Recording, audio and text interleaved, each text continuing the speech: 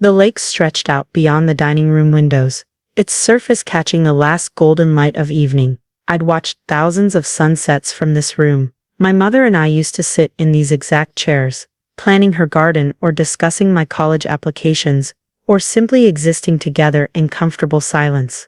That was before the cancer. Before the 18-month battle that hollowed her out but never broke her spirit.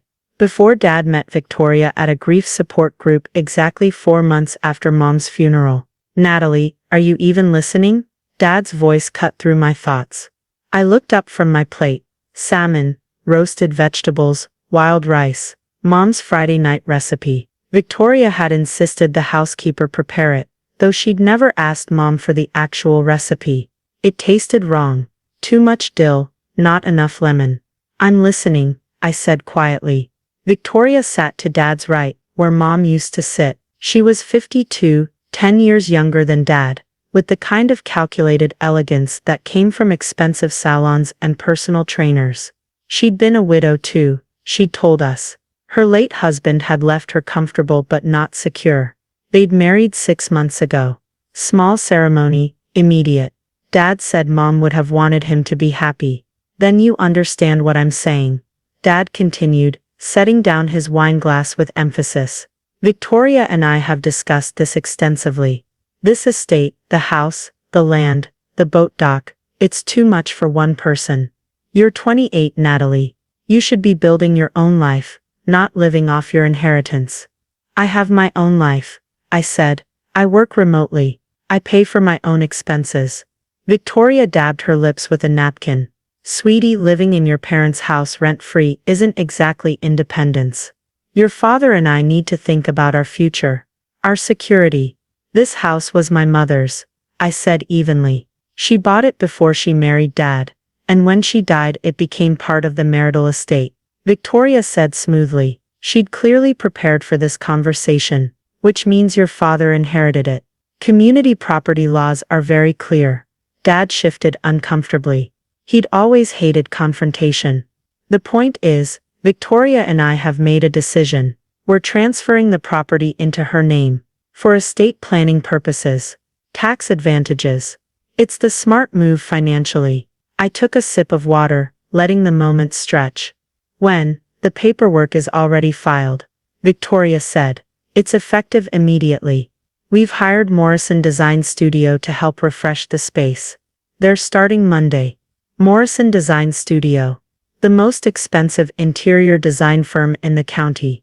I'd seen their work in architectural magazines, complete home transformations that cost more than most people's annual salaries. "You're redecorating," I said. "Renovating," Victoria corrected. "This house is beautiful but dated. The master suite needs updating. The kitchen is stuck in the 90s, and frankly some of the more personal touches need to go."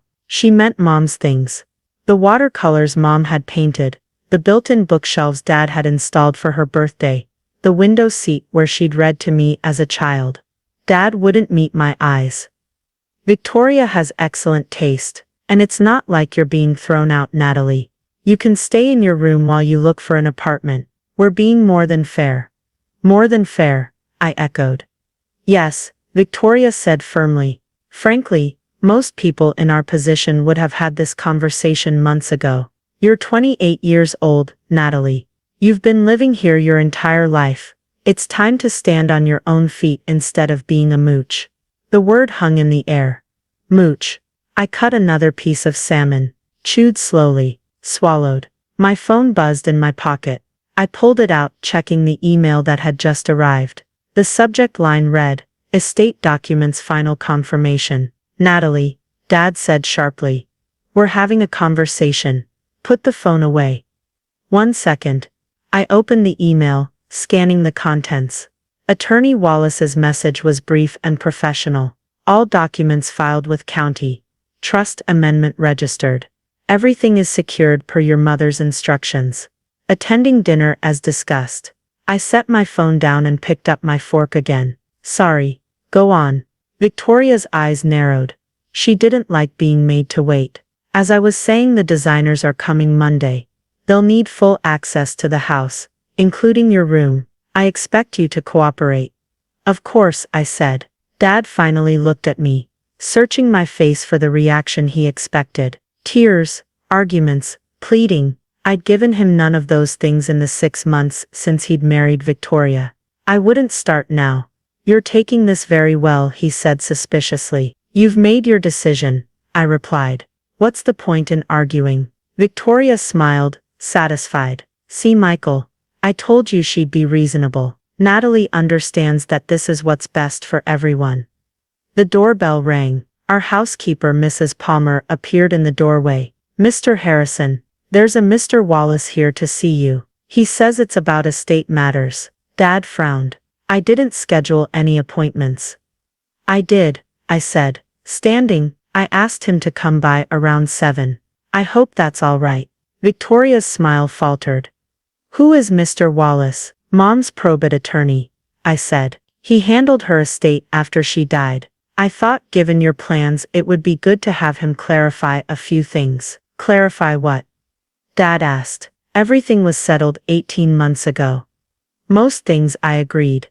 But not everything. Mr. Wallace entered the dining room carrying a leather briefcase. He was 67, silver-haired, and had the calm authority of someone who'd spent 4 decades navigating complex estate law. He'd known my mother for 20 years, had handled her business affairs, her real estate investments, her estate planning. Michael, Victoria, good evening, he said pleasantly. Thank you for allowing me to interrupt your dinner. This won't take long. I don't understand what this is about, Victoria said, her voice tight. Mr. Wallace opened his briefcase, withdrawing a thick list about the property at 4782 Clearwater Lake Road. This estate. I understand there's been some discussion about transferring ownership.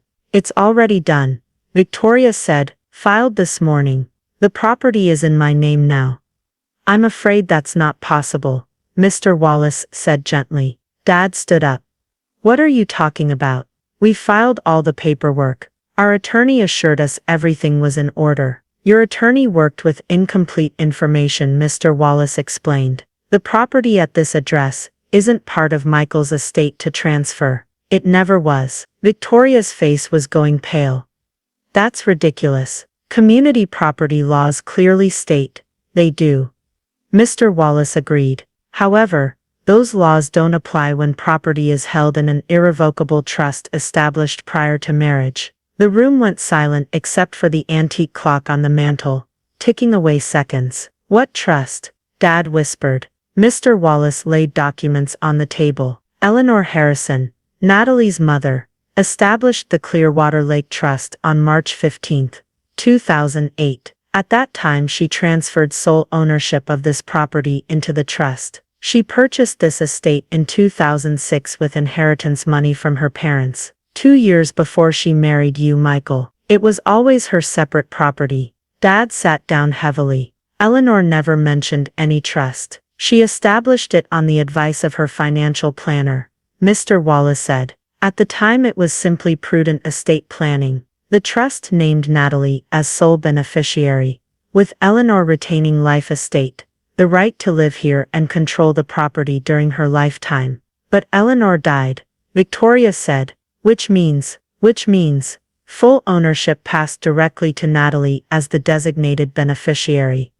Mr. Wallace finished. The trust was irrevocable, meaning Eleanor couldn't change it even if she'd wanted to, which I should note, she didn't want to. He pulled out another document. This is an amendment to the trust, dated August 2023, 14 months before Eleanor passed away. I knew what it said. I'd read it a dozen times, since Mr. Wallace first showed it to me 3 months ago, shortly after Dad announced his engagement to Victoria. Mr. Wallace read aloud.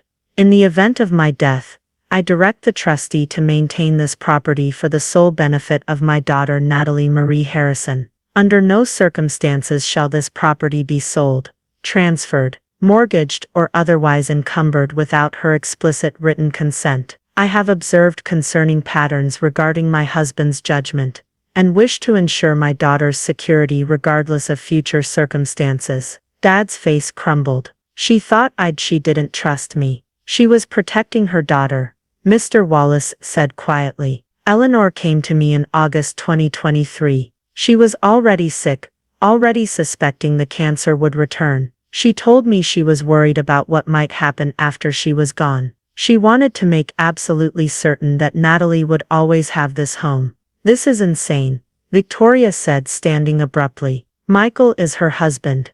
Was her husband. He has rights. Not to this property, Mr. Wallace said firmly. The trust is ironclad. I drafted it myself, and the amendment was witnessed by 3 attorneys. Every legal requirement was met. The property belongs entirely to Natalie, and cannot be transferred without her consent. Victoria turned to me, her carefully maintained composure cracking. You knew about this. You've known all along. Mom told me about the trust when I was 25, I said. She explained why she'd set it up, why it mattered. The amendment, I didn't learn about that until after she died. Mr. Wallace showed me when he read her will. Then why didn't you say something? Dad demanded. Why let us go through all this, the paperwork, the plans? I wanted to see if you'd actually go through with it, I said simply. I wanted to know if you'd really try to take away the one thing Mom left to protect me. The words landed like stones in still water. Victoria grabbed her purse. The designers are coming Monday. We signed a contract. You signed a contract to renovate property you don't own, I said. Without the owner's permission. That's trespassing at minimum. Possibly vandalism, if they actually start changing things. Mr. Wallace nodded. I'd advise canceling those plans immediately. Any modifications to this property without Natalie's written authorization would expose you to significant legal liability. Victoria looked at Dad. Do something. Call our lawyer. This can't be legal. It's completely legal, Mr. Wallace said. In fact, I took the liberty of filing notice with the county this afternoon. The property records now clearly reflect Natalie's ownership via the trust. Any attempt to claim otherwise, or to modify the property, would constitute fraud. Dad was staring at the documents spread across the table. Eleanor really thought I'd do this. She knew I'd. She loved you, I said, and meant it, but she loved me more. And after she got sick the first time, she started thinking about worst-case scenarios. What if the cancer came back? What if she didn't survive? What if you remarried someone who didn't have my best interests at heart? Victoria's laugh was bitter. So I'm the villain in this scenario. I'm the wicked stepmother trying to steal the princess's castle. You called me a mooch, I said quietly. At dinner 30 minutes ago. You called me a mooch for living in the house my mother bought. In the house she specifically protected for me.